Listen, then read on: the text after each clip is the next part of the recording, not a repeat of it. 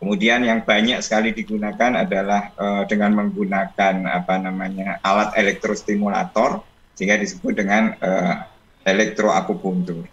Ya, ada juga alat ultrasound, itu nanti disebutnya dengan sonopunktur. Sebetulnya akupuntur sendiri ini terapinya memang seperti tadi sudah dijelaskan Mas Ilham, bahwasanya ini alami. Kenapa alami? Karena kita hanya menggunakan jarum saja yang nanti kita tusukkan pada titik-titik akupuntur. Ya, jadi jarumnya ini tanpa obat, Mas Ilham. Jadi hanya murni jarum yang kita tusukkan di titik akupuntur, yang mana nanti fungsinya adalah untuk merangsang titik akupuntur. Titik akupuntur sendiri ini spesifik, Mas Ilham. Berbeda dengan jaringan di sekitarnya. Jadi dia memiliki potensial kelistrikan yang tinggi, memiliki hambatan kelistrikan yang tinggi, sehingga nanti kalau seperti kita nyalakan lampu gitu ya, Mas Ilham. Kalau kita nyalakan lampu itu kan kita tidak perlu utak-utak lampunya. Kita cukup dengan tekan saklar yang di tembok gitu ya, lampunya. Nah ini juga gitu, akupuntur. Kalau saklarnya itu di titik-titik akupuntur, nanti dia bisa merangsang area otak. Dan tiap titik akupuntur itu area otak yang dirangsang itu berbeda. Nanti akan keluar hormon-hormon tertentu ya, sesuai dengan kebutuhan tubuh sendiri. Gitu, Mas Ilham. Oke, baik. Saya kok membayangkan ini ya, jarumnya itu apakah memang gini, kita tahu jarum itu kan ada berbagai macam ukuran, dokter ya kan? Untuk saya membayangkan itu seperti jarum jahit sih, benang jahit gitu ya. Apa beda seperti itu? Atau mungkin untuk penyakit tertentu atau gejala-gejala tertentu itu jarumnya dibedakan, misalnya oh ini yang ringan kecil gitu ya, kemudian yang agak berat mungkin yang agak gede-gede gitu, atau sama saja atau bagaimana ya? Ya, jadi jarum akupuntur memang jarumnya khusus, Mas Ilham. Memang ada berbagai jenis. Ada jarum biasa, jarum biasa ini maksudnya jarum akupuntur biasa. Ada jarum yang seperti palu kecil begitu, kemudian ujungnya itu ada 5 atau 7 jarum, kita sebutnya 7 star needle. Ada juga jarum yang agak besar yang gunanya untuk melukai sehingga berdarah, itu macam-macam. Cuman yang banyak kita gunakan adalah jarum biasa. Sebetulnya kecil sekali, Mas Ilham, itu diameternya pun tipis sekali. Kalau kita bandingkan dengan jarum injeksi, jarum suntik yang kita banyak ketahui, itu lubangnya jarum suntik itu bisa dimasuki beberapa jarum akupuntur, sehingga sangat tipis sekali. Tipis gitu ya? Gitu. Dengan ukuran juga berbagai, panjang itu juga macam-macam, Mas Ilham. Memang tergantung daerah mana yang mau kita tusuk. Gitu. Untuk telinga, mungkin kalau kita mau tusuk pakai jarum, itu pakai yang kecil. Gitu. Kalau untuk daerah perut, kita mungkin butuh yang lebih panjang lagi. Oke. Jadi memang disesuaikan gitu ya. Karena mungkin yang telinga ini kerasanya kayak apa sih? Maksudnya apa memang seperti kayak disuntik begitu atau tidak terasa sama sekali atau gimana, Dok? Ya, kalau jarum akupuntur ini kan memang dia kecil ya. Kalau masuk ke kulit pasti akan ada rasanya ya. Ada rasanya seperti kalau kita tekan kuku ke jari, ke kulit gitu ya. Pasti akan terasa. Kemudian setelah masuk, Mas Ilham, justru kita cari dia ngilunya, Mas Ilham. Jadi memang sensasi penjaruman yang ngilu itu yang karena kan yang dituju itu syaraf, Mas Ilham. Jadi kita tuju itu adalah syaraf. Jadi kalau dia pas kena syarafnya, maka dia akan terasa ngilu. Gitu. Oke, sebenarnya teknik akupunktur ini termasuk pengobatan atau pencegahan atau apa ya, dokter? Ya. Sebetulnya memang akupuntur ini cakupannya cukup luas ya, Mas Ilham. Jadi kita bisa gunakan ini sebagai pencegahan, kita juga bisa gunakan ini untuk terapi. Terapi sendiri bisa digunakan menjadi terapi suportif yang mendukung terapi lain, atau sebagai terapi yang berdiri sendiri. Itu bisa. Tergantung kita mau gunakan ini untuk kasus yang bagaimana. Gitu, Mas Ilham. Di samping itu juga sebagai pengobatan juga ya? Atau bukan? Itu bisa juga? Kalau pengobatan kita tadi kita bisa berdiri sendiri maupun suportif. Suportif ini kita multidisiplin. Jadi seperti contohnya stroke, ya itu kan multidisiplin ya Mas. Ada syaraf, ada rehab medis, kita bisa juga masuk akupuntur gitu. Yang kerjanya akan berbeda-beda, tapi sinergi. Oke, baik. Nah, sekarang saya ingin tahu nih tentang kenapa kita harus memutuskan memilih akupunktur? Atau pada saat seperti apa kita harus memutuskan untuk memilih akupunktur? Dengan kata lain, apakah kita sudah merasa akut sekali baru akupunktur atau gimana ini? Bisa dijelaskan, dokter? Ya, sebetulnya kita kapanpun itu bisa, Mas Ilham. Jadi pada kondisi kita sehat pun, seperti sekarang kondisi COVID seperti ini ya, kita mau sehat, kita mau meningkatkan imunitas, itu kita juga bisa menggunakan akupuntur. Jadi nanti dengan akupuntur itu imunitas kita akan dirangsang untuk bisa baik, untuk preventif, untuk pencegahan, gitu ya. Atau kalau untuk terapi kita bisa gunakan ini mulai dari awal sampai kapanpun juga kita bisa. Untuk terapi apapun juga bisa, selama itu bukan terapi yang membutuhkan operasi. Kalau untuk yang membutuhkan operasi, akupuntur hanya bisa membantu untuk mengurangi nyerinya saja, Mas Ilham. Tapi kalau untuk yang lain kita bisa sinergi, mulai dari sedini mungkin lebih baik. Jadi katakan pasien stroke, gitu ya, pasien stroke itu sejak awal kita sudah baik itu digunakan.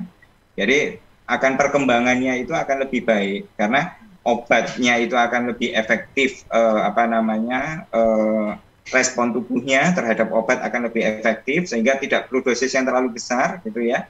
Atau nanti hasilnya itu akan juga lebih cepat dan lebih baik, gitu Mas Ilham, karena disupport dengan akupuntur. Atau ya kalau untuk usia sih juga nggak ada masalah ya, dari usia berapapun itu bisa. Cuman nanti kalau untuk anak-anak tekniknya akan berbeda, Mas Ilham. Kita biasanya kalau pada anak-anak kita nggak pakai jarum, kita biasanya pakai laser atau bisa juga pakai akupressor. Oke, anak-anak ini usia balita atau di bawah balita ya? Atau balita atau berapa ini? Bayi maksud saya? Ya, mulai dari lahir pun bisa, Mas Ilham. Ya, jadi kalau untuk ya kan sekarang banyak sekali ya program-program pemerintah terkait stunting ya, itu pada anak. Jadi untuk meningkatkan nafsu makan anak, itu kita juga bisa gunakan akupressor, Mas Ilham. Dan ini juga banyak disosialisasikan memang untuk akupressor untuk stunting ini. Oke, baik. Sebenarnya manfaat dari akupunktur itu sendiri apa sih, dokter? Mungkin bisa langsung sampaikan juga bahwa selama ini kan mungkin orang tidak terlalu familiar dengan akupunktur ya, meskipun saya tahunya itu kecil ya, pada saat Presiden Soekarno kalau nggak salah sakit itu ya, ada kalau nggak salah dokter dari Cina itu mungkin ya dipanggil ke istana untuk melakukan tindakan medis akupunktur begitu. Itu yang saya tahu. Habis itu sudah jarang. Sampai itu ketika nonton film itu ingat terus gitu. Iya. Jadi betul. Memang cikal bakalnya dokter spesialis akupuntur medik sendiri itu dari sana, Mas Ilham. Jadi awalnya tahun 70-an itu Presiden Soekarno mengundang beliau itu dari China, kemudian memberikan pendidikan kepada dokter-dokter Indonesia gitu. Dan itu pertama kali di Rumah Sakit Cipto Mangunkusumo, Mas Ilham. Sehingga pusat pendidikan dari dokter spesialis akupuntur medik pun sekarang ada di Rumah Sakit Cipto Mangunkusumo dan Universitas Indonesia. Itu di sana. Memang cikal bakalnya dari Presiden Soekarno memang betul. Oh iya, terus sampai sekarang ini sambutannya untuk akupunktur sendiri di Indonesia serta manfaatnya tadi belum sampai disampaikan seperti apa ini? Silakan, dokter. Ya, jadi kalau sambutannya sebetulnya sangat baik sekali ya, Mas Ilham, karena mengingat manfaat daripada akupuntur ini cukup baik. Terutama begini, Mas Ilham. Saya banyak sekali membantu orang-orang tua yang sudah terlalu banyak minum obat ya, Mas Ilham. Karena kalau orang tua itu kan obatnya macam-macam, sekresek sendiri dibawa gitu ya. di bawah udah 1 kresek sehari harus minum banyak sekali. Nah, dengan akupuntur itu kita bisa membantu mengurangi. Jadi gejala-gejala yang apa namanya kita bisa bantu dengan akupuntur sehingga tidak perlu pakai obat. Atau pada kondisi katakan hipertensi itu tidak bisa lepas dari obat seumur hidup ya Mas Ilham. Sehingga kita bantu dengan apa namanya dengan akupuntur sehingga apa pasien tersebut tensinya akan lebih stabil dan nanti tidak perlu minum obat yang terlalu banyak, itu tensinya sudah stabil, jadi menurunkan dosis obatnya Mas Ilham, sehingga nanti kualitas hidupnya bisa lebih baik, tensinya itu bisa stabil dengan dosis obat yang minimal, tidak berlebihan, gitu. Jadi efeknya karena ini alami ya, salah satunya mengefektifkan kinerja obat Mas Ilham. Oh begitu, baik. Atau mungkin kalau saya mengatakan begini dokter, misalnya mempercepat proses penyembuhan atau memperingan rasa sakit atau sebagai alternatif cara alternatif untuk meringankan penyakit. Ini kira-kira mana yang betul? Semuanya betul Mas Ilham. Oh semuanya betul. Semuanya betul. Jadi kita bisa preventif tadi, mencegah ya, meningkatkan imunitas. Ya, imunitas kita jadi kuat, jadi tercegah dari penyakit, itu bisa. Kemudian kalau kita sudah sakit apa saja, nyeri-nyeri bisa Mas Ilham. Nyeri, baik itu nyeri sakit kepala, kemudian otot-ototnya bermasalah, nyeri-nyeri karena otot, itu bisa Mas Ilham. Kemudian penyakit-penyakit degeneratif. Penyakit degeneratif itu seperti hipertensi, kemudian kencing manis, kemudian penyakit-penyakit yang lain banyak sekali ya, untuk menurunkan kolesterol, untuk menjaga kecantikan, untuk menguruskan badan. Wah, ini macam-macam sekali. Terutama untuk syaraf Mas Ilham. Syaraf itu juga baik. Kalau syaraf apa namanya untuk nyeri itu sebetulnya akupuntur sangat baik. Saya selalu berusaha untuk saat pasien datang untuk nyeri, kalau itu nyerinya adalah nyeri yang masih akut atau yang masih baru-baru saja terjadi, belum yang kronis begitu ya, itu sebisa mungkin saat jarum masih menempel di tubuhnya, itu nyerinya sudah berkurang Mas ya. Oh iya. Sehingga ada efek wow efek atau apa namanya kepuasan pasien itu terhadap apa namanya pengurangan nyerinya, sehingga kualitas hidupnya akan meningkat gitu. Kalau pasti diusahakan selalu saat kunjungan itu menurun, atau mungkin saat stroke gitu ya, biasanya juga saya lakukan adalah saat mulai dari kunjungan pertama itu, kalau masih baru, paling enggak kalau datangnya itu pakai kursi roda gitu, terus ditusuk, paling enggak sudah bisa berdiri Mas Ilham. Oh iya. Diusahakan progresnya itu selalu ada, begitu. Oke, nah ini saya juga ingin tahu nih ya, kalau tadi ada beberapa jenis penyakit yang disebutkan oleh Dr. Aryo tentang penyakit-penyakit yang bisa dilakukan dengan akupunktur, dalam hal ini memperingan atau penyembuhan ya, proses penyembuhan mempercepat gitu. Nah kira-kira penyakit apa lagi? Atau mungkin akupunktur ini tidak cocok jika dilakukan pada penyakit A, apa B atau apa begitu? Ya, jadi semua kondisi itu bisa Mas Ilham, kecuali adalah penyakit yang harus dioperasi, gitu ya. Katakan apa namanya patah tulang, kita mau akupuntur untuk supaya tulangnya bisa nyambung lagi gitu ya, tidak bisa, harus dibantu dengan operasi tulangnya. Nanti kalau operasi tulang sudah operasi untuk mengurangi nyerinya, kita bisa bantu dengan akupuntur, atau supaya setelah dioperasi nanti penyembuhan lukanya akan lebih baik, nah itu kita bisa bantu. Tapi untuk operasinya sendiri kita tidak bisa. Untuk operasi patahnya itu kita tetap harus dioperasi gitu. Atau kondisi-kondisi pasien yang dia ada apa namanya kelainan-kelainan yang anatomis gitu ya. Kalau jantungnya, katupnya bocor ya harus dioperasi Mas Ilham. Kita tidak bisa pakai teknik akupuntur. Ya, begitu. Jadi ada beberapa persyaratan sih sebenarnya ya. Jadi tidak semua kondisi tubuh itu bisa Betul. dilakukan akupunktur, tapi ya itu tadi ada beberapa catatan yang harus harus ini ya diketahui bahwa memang pada kondisi tertentu akupunktur ini tidak serta-merta harus bisa langsung diaplikasikan ke tubuh manusia. Gitu dokter ya. Betul. Baik. Nah, saya ingin tahu juga nih ya, untuk apakah ada pembeda treatment ketika kita dalam kondisi mencegah dengan ketika kita sakit, treatmentnya dalam arti begini, memang ini sudah mungkin ada apa ketika kita melakukan akupunktur, mungkin yang treatment nggak usah nggak usah terlalu lama, mungkin cukup 30 menit gitu, tapi untuk yang sakit lebih lama lagi kayak gitu-gitu, atau mungkin ada cara-cara yang lain gitu, dokter. Saya ingin tahu ini apakah memang ada pembeda gitu ya. Untuk ketika orang hanya ingin sehat saja, kemudian ingin cantik saja, atau yang ingin mencegah, atau yang sudah sakit begitu. Gimana ini? Jadi contohnya kita ambil contoh adalah pasien nyeri gitu ya Mas Ilham.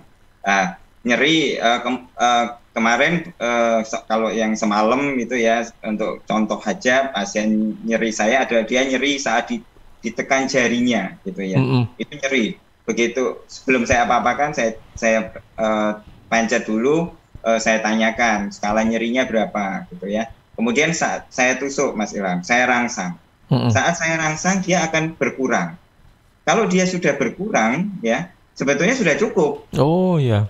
Gitu, sudah cukup, terapinya berarti sudah selesai. Nanti berkurangnya berapa, masih ada sisa atau enggak, nanti kita terapi untuk kunjungan selanjutnya. Karena memang terapi akupunktur ini butuh pengulangan Mas Ilham. Berarti nggak sekali ya dokter ya? Nggak sekali, betul. Sebetulnya butuh pengulangan, karena apa?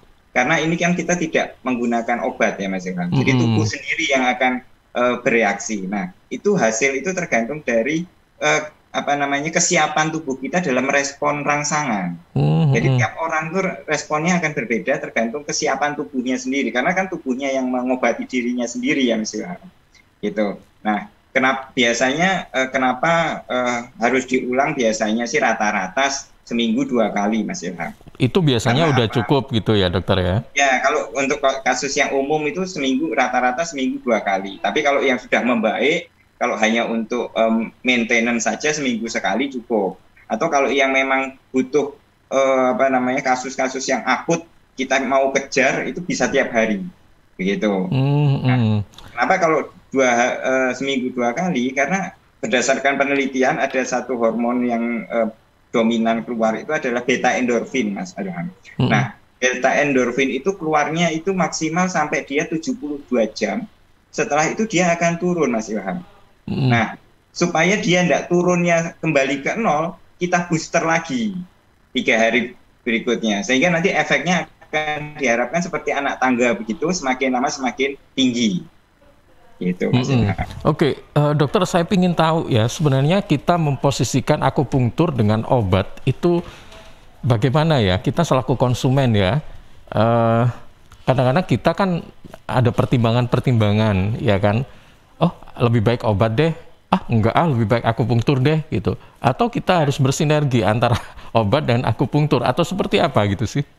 Iya, jadi begini Mas Ilham, kalau untuk penyakit-penyakit yang memang itu harus dia minum obat seperti tadi hipertensi ya, kemudian kencing manis, itu kan sudah harus minum obat seumur hidup ya. Nah, di sini kita tidak bisa kita stop nih obatnya, kemudian kita hanya khusus akupuntur, ya jangan gitu ya. Tetap dikonsumsi dengan dosis yang paling minimal nanti kita usahakan. Sehingga dengan dosis yang minimal saja sudah baik minumnya, sehingga efek dari obat-obat kimia itu akan jadi semakin minimal. Tapi untuk penyakit-penyakit itu memang saya tidak pernah menyarankan untuk stop. Tetap secara medis itu harus dikonsumsi terus. Akan tetapi kalau obat-obat seperti obat-obat yang penghilang rasa nyeri begitu ya Mas Ilham, kita biasanya kalau pusing terus minum obat penghilang rasa nyeri gitu ya. Nah, itu yang kita bisa substitusikan atau kita ganti dengan akupuntur. Karena iya. obat-obat yang harus diminum seumur hidup gitu ya. Nah, itu kita bisa ganti sehingga efek dari obat-obat penghilang rasa nyeri yang biasanya kebanyakan kan ke lambungnya ya Mas Ilham. Nah, itu bisa lebih kita hindari efek sampingnya. Iya, betul. Ada apa sih? Residu ya istilahnya dokter ya? Kalau ya, jadi efek samping dari obat itu tadi. Baik. Aksinya. Nah, iya. Saya ingin tahu juga nih ya, ada nggak misalnya dampak dari akupunktur ini sendiri? Mungkin ada kasus-kasus tertentu ketika kita akupunktur, habis itu mungkin akhirnya menimbulkan kontraksi, misalnya jadi susah makan kayak gitu-gitulah, atau alergi kayak gitu-gitu, atau bagaimana ini? Ya, jadi efek samping akupuntur itu punya efek samping Mas Ilham. Efek samping dari akupuntur yang pertama adalah lebam. Seperti kalau ya kita bisa lebam karena apa? Kan ini kita tusuk ya Mas Ilham. Kalau ditusuk itu kan pasti luka ya. Iya. Nah, luka ini kalau dia jarumnya itu kena pembuluh darah kecil yang kalau pembuluh darah kecil yang di dalam itu kan kita susah untuk menghindari ya Mas Ilham. Kadang seringkali itu ketusuk. Tapi nggak masalah dokter ya? Pembuluh darahnya menyebabkan nggak masalah. Seperti kalau kita kebentuk kursi meja itu loh, kebentur itu loh Mas Ilham. Jadi nggak masalah itu. Tinggal dikompres saja pakai es gitu nggak masalah. Tidak membahayakan. Gitu. Itu yang pertama. Kemudian bisa menimbulkan nyeri. Kadang setelah dicabut pun itu masih kayak kerasa ada jarumnya sampai setengah jam, bahkan ada yang sampai 2 minggu Mas Ilham. Oh iya. Itu memang efek sampingnya, salah satu efek. Tapi sekali lagi itu bukan efek samping yang berbahaya gitu. Jadi tidak sejauh ini ya setelah kita jelaskan efek sampingnya, pasien itu oke-oke saja, nyaman-nyaman saja walaupun itu terjadi karena itu memang tidak berbahaya untuk dirinya. Akan tetapi Mas Ilham, akupuntur ini kan yang melakukan juga tidak hanya dokter spesialis ya Mas Ilham. Kita ketahui ada yang cuman mungkin mohon maaf pendidikannya apa gitu ya, hanya kursus beberapa bulan kemudian melakukan akupuntur, di mana mungkin ada yang pengetahuan tentang anatominya ini kurang baik gitu ya, sehingga saat ditusukkan itu melukai organ dalam ya. Yang pernah terjadi itu adalah ada yang sampai melukai paru-parunya Mas Ilham, sehingga ya itu pasiennya sehingga harus dirujuk ke rumah sakit karena ada tertusuk itu tadi. Akan tetapi secara kalau untuk yang dilakukan oleh tenaga profesional dokter spesialis itu belum pernah ada dilaporkan adanya kasus-kasus yang seperti itu, karena memang kita tentunya secara anatomis kita paham dengan baik, kita tahu dengan baik syaraf-syarafnya apa, sehingga hal-hal yang tidak diinginkan ini kita bisa sangat minimalkan. Oke, baik. Ya, nanti kita akan lanjutkan kembali. Tentunya kalau tadi saya sekilas saja sih sebenarnya menyinggung tentang bagaimana kita berusaha cantik dengan akupunktur maupun sehat ya. Tapi untuk lebih detailnya, cantik atau sehat yang seperti apa ya yang bisa dihasilkan oleh akupunktur. Nah, ini kan juga perlu penjelasan juga nih dari Dokter Aryo. Nanti kita akan lanjutkan kembali dokter ya, setelah beberapa spot berikut ini. Rokok opo iki lho, kok putihan? Ya rokok kok, ya murah, ya akeh. Rokok ilegal ki. Masa rokok ilegal iki? Yo ki. Lah awakmu kok roh nek iki rokok ilegal? Rokok ilegal iki gak nek pita cukene. Samen paling roe bandrol kuwi lho. Rokoke kudu enek merek karo nama perusahaane sing terdaftar ndek bea cukai. Lokasi pembuatane ndek kene ya gak enek. Terus ndek kene rokok ilegal iki gak enek gambar karo peringatane teko pemerintah. Berarti rokok ilegal gak resmi no? Aduh ya mesti to le Mul. Rokok ilegal iki merugikan negara. Mergo ora bayar cukai sing digembangun negara. Walah tutu, sepenting wong-wong gak roh. Loh, gak iso le iki. Makane to le tuku sing pasti-pasti ae. Aja ngawur. Laporkan peredaran rokok ilegal ke kantor Bea Cukai terdekat atau hubungi nomor 1.500 225 1.500 225. Iklan layanan masyarakat ini dipersembahkan Bea Cukai Sidoarjo. Ayo, ngewangi Bea Cukai, berantas rokok ilegal. Bea Cukai Sidoarjo, fokus mengawasi, tulus melayani.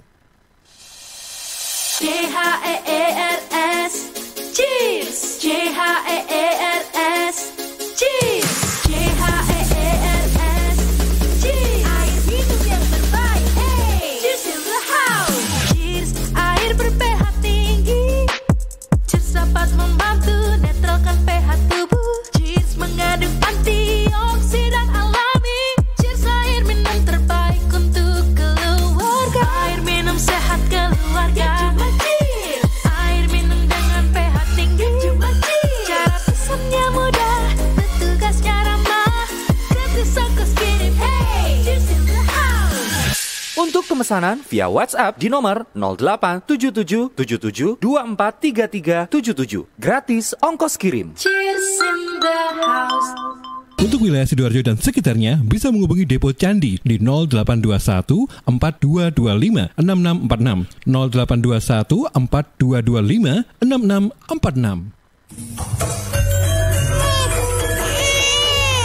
Arek-arek iku rame lapo sih? Mulakno, nek dikandani wong tuwek dirungokno, nek durung siap duwe anak, gak usah rabi. Anake loro, pilek, watuk, ono seseke. Loh, bahaya iku. Ngomong dorong, budalo nang bidan. Hati-hati dan waspada ya. Demam, batuk, dan susah nafas bisa jadi itu tanda-tanda pneumonia atau infeksi paru-paru. Penyebabnya bisa virus, bakteri, atau jamur. Mudah menular lewat droplet saat batuk atau bersin. Tapi, ini bisa dicegah dengan pemberian imunisasi PCV pada bayi dan anak. Imunisasi PCV selain mencegah pneumonia, juga bisa mencegah radang selaput otak atau meningitis dan radang telinga tengah atau otitis media. Imunisasi PCV diberikan pertama pada bayi usia 2 bulan, dilanjutkan pada usia 3 bulan, dan dosis ketiga saat anak usia 12 bulan. Imunisasi PCV bisa didapat di posyandu, bidan, puskesmas, rumah sakit, klinik kesehatan, praktek dokter mandiri, dan layanan kesehatan lain yang menyediakan imunisasi.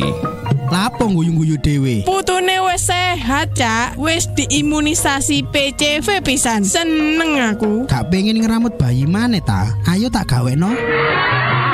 Iklan layanan masyarakat ini persembahan Dinas Kesehatan Kabupaten Sidoarjo. Victory. Yeay, turret musuh hancur.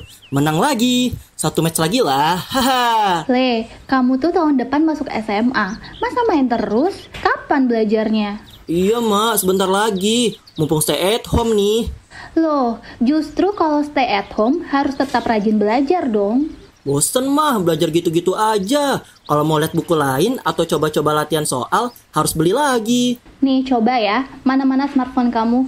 Buka Indium Study di browser. Dengan 10.000 aja, kamu dapat mengakses buku pelajaran, tryout, dan video tutorial menggunakan laptop maupun smartphone. Lengkap dari tingkat SD, SMP, sampai SMA. Oh iya bener mah. Kayak harga bakso aja ya.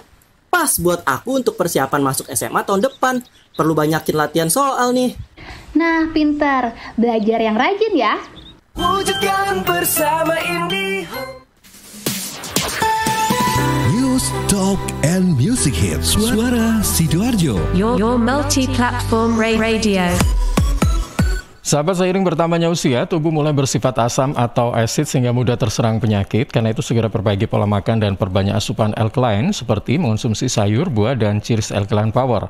Cheers Alkaline, air minum kesehatan dengan pH tinggi 8,5 yang setara dengan sayur dan buah serta punya 6 manfaat, yakni meningkatkan metabolisme dan daya tahan tubuh terhadap virus, menjadi antioksidan alami pencegah kanker, menjaga kekuatan tulang dan gigi, membantu penyerapan mineral lebih efektif, membantu hati dan ginjal membuang racun dari tubuh serta mencegah sakit mah.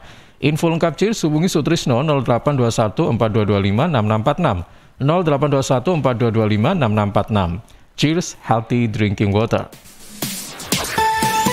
News, Talk, and Music Hits. Suara Sidoarjo. Your multi-platform radio. Ya, terima kasih sahabat, Anda masih bersama kami dan pagi hari ini kita masih bersama dengan Dr. Aryo Imandiri, spesialis akupunktur ya, tentang cantik dan sehat dengan akupunktur. Baik, dokter, ini sebelum kita membacakan beberapa pertanyaan. Ini mungkin juga bisa dijelaskan kepada kita kembali ini tentang bagaimana kita, jadi ingin tahu tentang seperti apa gitu ya, tentang bagaimana kita agar tetap sehat begitu ya dan cantik dengan akupunktur begitu. Apakah ini memang ada semacam perbedaan ketika kita ingin melakukan akupunktur, karena kan ini tujuannya beda ya. Ada yang pingin cantik, ada yang pingin sehat saja. Mungkin seperti apa ini? Ya, jadi begini Mas Ilham. Konsep kita itu adalah cantik ini adalah cantik yang sehat, begitu ya. Cantik yang sehat itu, cantik itu atau kita bisa tampak cantik, kita bisa tampak menarik, atau mungkin kalau yang laki-laki kita bisa tampak ganteng gitu ya Mas Ilham. Itu kan pasti banyak faktor yang mempengaruhi. Yang pertama adalah kondisi kesehatan kita secara umum ya. Jadi mulai dari organ-organnya itu harus baik. Di samping ya yang utama adalah kondisi kulit kita, begitu ya. Kondisi kulit kita terutama di kulit wajah ya. Kulit wajah sendiri ini sebetulnya bisa menggambarkan bagaimana kondisi tubuh kita Mas Ilham. Kalau kita contohnya yang gampang saja, kalau mungkin Mas Ilham pernah tahu orang yang dengan gangguan ginjal ya, yang harus cuci darah. Mas Ilham mungkin lihat wajahnya itu hitam ya Mas Ilham. Oh iya. Ya, nah makanya wajah itu menggambarkan kondisi di tubuh kita sebetulnya. Nah, sehingga kecantikan yang terpancar itu merupakan gambaran dari tubuh kita. Adanya jerawat Mas Ilham. Jerawat itu sangat terkait dengan kondisi paru-paru kita sebetulnya. Begitu. Oh, sebentar. Ya. Berarti dengan akupunktur bisa mengatasi jerawat juga? Iya, bisa Mas Ilham. Atau jerawat bisa disembuhkan dengan akupunktur, begitu ya? Betul. Jadi kalau yang di wajah sendiri ya Mas Ilham, kalau di wajah sendiri itu kita bisa meningkatkan kolagennya, sehingga kekenyalannya ini bisa, supaya kalau bayi kayak kulit bayi katanya Mas Ilham ya, itu kan kolagennya banyak. Nah itu kita rangsang. Kemudian untuk jerawat ini kita bisa mengurangi jerawatnya supaya tidak radang, begitu ya. Nah, selain jerawatnya ini, selain di lokalnya, kalau untuk jerawat, selain di lokalnya ini, kita juga memperbaiki sekaligus paru-parunya. Atau untuk keriput Mas Ilham, wrinkle. Nah, ini juga bisa untuk keriput supaya nanti lebih mulus lagi kulitnya. Itu bisa. Jadi selain langsung di wajah kita, tubuh kita juga diperbaiki Mas Ilham. Selama ini kita tidak terlalu tahu ya tentang ini, taunya itu akupunktur itu hanya untuk yang sakit-sakit saja, tidak berkaitan dengan estetika ini, penampilan dan sebagainya gitu loh. Betul. Jadi kecantikan itu mulai dari cantik wajahnya begitu ya. Kemudian badannya Mas Ilham, mungkin yang lemaknya mau dibuang gitu ya, yang lemaknya mau dibantu untuk pembakarannya, metabolismenya lebih baik sehingga lemaknya banyak terbuang. Nah, itu juga bisa Mas Ilham. Gitu. Dan yang terpenting ya tadi, kondisi organ-organ di tubuh kita itu juga kalau ada yang bermasalah kita akan perbaiki juga sehingga aura yang terpancar di kita itu juga akan lebih baik. Selain itu kan kecantikan atau kita tampak menarik itu dipengaruhi oleh psikis juga ya Mas Ilham. Iya. Emosi kita, yang orang yang pemarah itu pasti kan enggak kelihatannya enggak enak gitu ya, enggak cantik, enggak menarik. Nah, itu juga organnya itu sebetulnya amarah itu juga ada kaitannya dengan organ-organ tertentu ya, penyakit-penyakit tertentu gitu ya, yang itu akan memicu emosi. Nah, penyakit-penyakit dari psikis yang ditimbulkan dari organ-organ itu tadi, kelainan organ itu juga akan bisa diperbaiki Mas Ilham. Sehingga mulai dari fisiknya, psikisnya, kemudian kulitnya itu kita perbaiki semua. Baik, dokter, ini ada beberapa pertanyaan. Kita langsung ke penanya ya, yang nanti bisa langsung dijawab ini ya. Ada sekitar 6 pertanyaan. Dua dulu saja. Melalui Twitter ada @rindiaya bertanya, apakah semua orang dapat melakukan akupunktur sendiri di rumah atau harus ke klinik akupunktur? Kemudian dari @Safa, apakah bekam termasuk Apakah bekam termasuk akupunktur atau teknik medis lainnya? Silakan, dokter. Saya jawab dulu ya. Iya. Jadi yang pertama, kalau kita mau melakukan untuk diri sendiri itu kita tidak bisa menggunakan akupunktur yang jarum, Mas Ilham. Kenapa? Karena ini kan merupakan tindakan invasif ya. Jadi tindakan yang beresiko karena kita harus menusuk jarum itu ke tubuh kita. Kalau itu tidak memiliki pengetahuan, tidak memiliki ilmu yang cukup, itu dikhawatirkan nanti bisa mengenai organ ya, atau justru malah merusak persyarafannya atau merusak ototnya dan sebagainya. Sehingga kalau untuk akupunktur dengan jarum dipastikan harus dilakukan oleh tenaga profesional, Mas Ilham. Tapi kalau kita mau di rumah itu kita bisa saja dengan menggunakan akupresur, Mas Ilham. Kita sebutnya adalah akupresur mandiri. Jadi titiknya tetap titik akupunktur tapi hanya ditekan, bukan ditusuk dengan jarum. Itu bisa, walaupun efektivitasnya pasti akan lebih baik untuk yang dengan jarum. Tapi itu bisa kita lakukan di rumah untuk penyakit-penyakit ringan, gitu. Untuk yang pertanyaan kedua terkait dengan bekam ini memang salah satu teknik gunakan juga di akupunktur, Mas Ilham. Bekam sendiri ada dua, Mas Ilham, ada bekam basah dan bekam kering, begitu ya. Akan tetapi di sini saya perlu tekankan bahwasanya kita harus hati-hati dengan bekam basah ini, Mas Ilham. Yang bekamnya itu baik, Mas Ilham. Bekamnya itu bermanfaat, iya, gitu ya. Tapi kita yang perlu perhatikan adalah caranya. Caranya itu yang saya maksud adalah sterilisasi daripada alatnya ini. Karena itu kan kalau bekam berdarah itu kan darahnya kena ke mangkoknya ya, Mas. Kemudian kalau itu tidak disterilkan dengan baik, itu ya apa yang terjadi? Bisa menularkan HIV, bisa menularkan hepatitis dan sebagainya, begitu. Itu itu yang basah ya, dokter ya? Yang berdarah, ya. Jadi tidak cukup hanya disemprot-semprot alkohol, itu tidak cukup, Mas Ilham. Iya. Sehingga jadi begini, kalau secara kedokteran itu yang prinsipnya sesuatu yang dia kontak dengan darah itu sterilisasinya harus standar seperti yang dilakukan di rumah sakit, Mas Ilham. Alatnya khusus ya, dengan sterilisasi yang baik gitu. Nah, harusnya begitu. Kalau itu bekam berdarah itu dilakukan sterilisasinya yang begitu, ya itu boleh dilakukan. Tapi kalau cuman hanya disemprot alkohol, resikonya terlalu tinggi. Iya, betul. Oke, baik. Jadi ini harus dipertimbangkan lagi ya kalau misalnya ingin memilih teknik dalam penyembuhan gitu kan. Milih yang seperti ini karena kan memang ada plus minusnya ya, dokter ya. Betul. Baik, kemudian masih dari Twitter @cahayanurani, dok, saya habis vaksin 2 minggu lalu, apa saya bisa melakukan akupunktur? Ini setelah divaksin, apa boleh melakukan akupunktur? Kemudian melalui IG, ini dari Rahma Tiara, dok, saya sudah melakukan perawatan kecantikan di klinik dokter. Jika saya juga melakukan perawatan akupunktur untuk kecantikan, apakah akan ada double effect? Jadi sudah melakukan perawatan di klinik kecantikan, tapi mungkin hasilnya ingin maksimal dengan akupunktur, nah kayak gitu.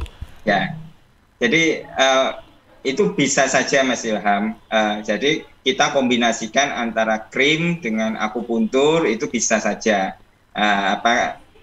Tapi kita harus pastikan ya krim ini atau obat yang digunakan ini adalah aman, gitu ya. Jangan sampai dia malah mengandung zat-zat tertentu seperti merkuri dan sebagainya, gitu ya. Nah, tapi kalau dia membantu untuk membersihkan kulit yang mati, regenerasi, itu baik. Cuman karena akupunktur di sini kerjanya dia malah justru di dalamnya, Mas Ilham. Kalau krim-krim itu kan dia dari luar ya untuk sel-sel yang mati itu ya. Nah, kalau yang akupunktur itu kan dia dari kolagennya itu dia akan ditingkatkan, walaupun ada juga krim-krim yang dia meningkatkan kolagen, kemudian memperbaiki melanin kulit itu ya, melatonin itu juga ada. Cuman akupuntur pun di situ. Jadi dia ke radikal bebasnya juga ke kolagen. Untuk pasien yang pasca vaksin itu sebetulnya setelah vaksin pun kalau vaksinnya itu biasanya Moderna gitu ya, yang efeknya itu luar biasa sampai tangannya itu dibantu dengan akupuntur bisa Mas Ilham untuk mengurangi kemengnya itu. Jadi tidak ada jeda harus berapa lama gitu, tidak ada. Itu bisa membantu. Bahkan untuk bisa membantu meningkatkan imunitasnya juga bisa. Baik. Jadi nggak ada masalah kalau setelah vaksin akupuntur ya, nggak ada masalah dokter ya. Baik. Satu lagi pertanyaan terakhir sebelum kita akhiri. Ini dari Pak Joko yang dari Taman. Apakah akupunktur bisa mengatasi ketidaksuburan? Ya. Baik, terima kasih. Ini kebetulan saya juga banyak sekali mengatasi atau membantu pasangan-pasangan yang kesulitan untuk memiliki keturunan, Mas Ilham. Fertilitas gitu ya dokter ya? Ya, baik itu yang dialami oleh istrinya maupun oleh suaminya. Cuman masalahnya kalau kita memang mau katakan mau program bayi tabung gitu ya, itu lebih baik 3 bulan atau 6 bulan sebelum program ini kita program akupunturnya dulu, sehingga nanti keberhasilan daripada bayi tabungnya akan lebih tinggi, karena kita ketahui bayi tabung ini tidak 100% berhasil ya Mas Ilham. Sehingga dengan dibantu dengan akupuntur itu akan meningkat, sehingga keberhasilannya akan lebih baik begitu. Dan banyak sekali pasien-pasien yang akan melakukan bayi tabung itu kita bantu dulu di di akupuntur dulu gitu. Jadi sebenarnya dokter ini juga sering gitu ya, mungkin mendapat keluhan-keluhan atau konsultasi gitu ya dengan pasien yang ternyata infertilitas ya. Dan dalam tanda kutip saya banyak membantu menghamilkan istri orang. Iya. Jadi akupunktur pun bisa gitu ya. Iya dokter ya. Baik. Iya dokter, terima kasih sudah berbagi di program Dialog Sahabat Kita pagi hari ini. Mudah-mudahan kita semakin teredukasi tentang akupunktur dan wawasan kita semakin bertambah begitu ya. Baik. Terima kasih. Selamat pagi. Assalamualaikum. Selamat pagi. Assalamualaikum warahmatullahi wabarakatuh. Iya.